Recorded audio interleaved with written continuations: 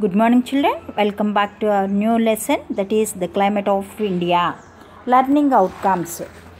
By the end of this chapter, you will be able to explain the different factors that influence the climate of India, and you are also discuss the main features of the 4 seasons of India.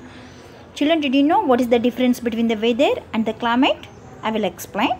The weather of a place refers to the daily changes in conditions of the atmosphere, while the climate of a place is the average of weather patterns measured over a longer period of 30 years or more. Several factors affect the climate of a place. These include latitude, altitude, distance from the sea and relief. Therefore, we find the climate of India varies widely from one part of the country to the other. The climate of India is affected by different factors. First one is latitude. Since the Tropic of Cancer passes through its center, India falls under 2 heat zones. The northern half is part of the temperate zone, while the southern half is part of the torrid or tropical zone. Thus, places like Thiruvananthapuram in the south stay warm throughout the year, while places like Chandigarh in the north experience hot summers and cold winters. Next one, altitude. Children, did you know what is the meaning of altitude? Altitude means height. The temperature of a place falls with altitude. There is a drop of 1 degree Celsius in temperature for every 165 meters of ascent. This is why, unlike places in the plains, hill stations like Darjeeling in West Bengal are cool all year around. Next one, distance from the sea. Places that are closer to the seas enjoy an equable climate. This means that they are neither too hot nor too cold.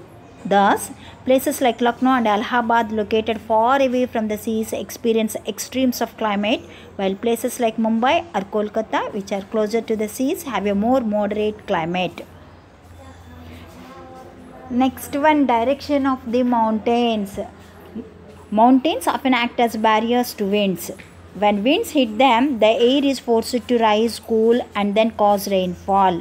The side of mountains that faces the wind receives rainfall and is known as the windward side. After crossing the mountains, the winds descend once more. As they descend, the winds become warm and dry and fail to bring rain to the leeward side of mountains. This region that receives no rain is called the rain shadow.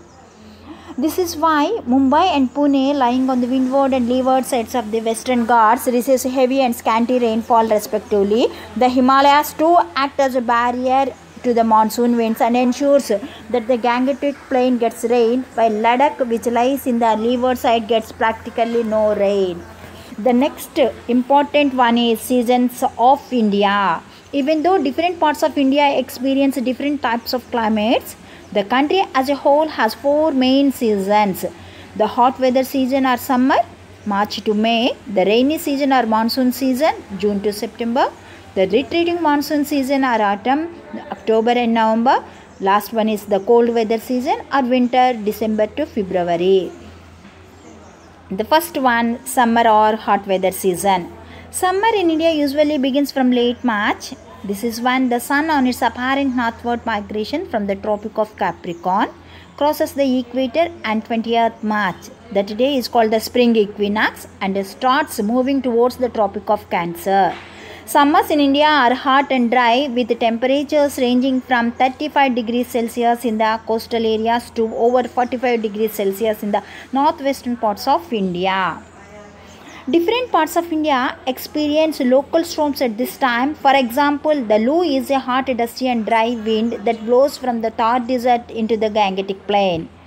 Northwesters or Kalbaisakis are heavy thunderstorms that occurs in West Bengal, and mango showers are sudden local showers experienced in the South India in summer season. Thank you children. I will continue my lesson in next class.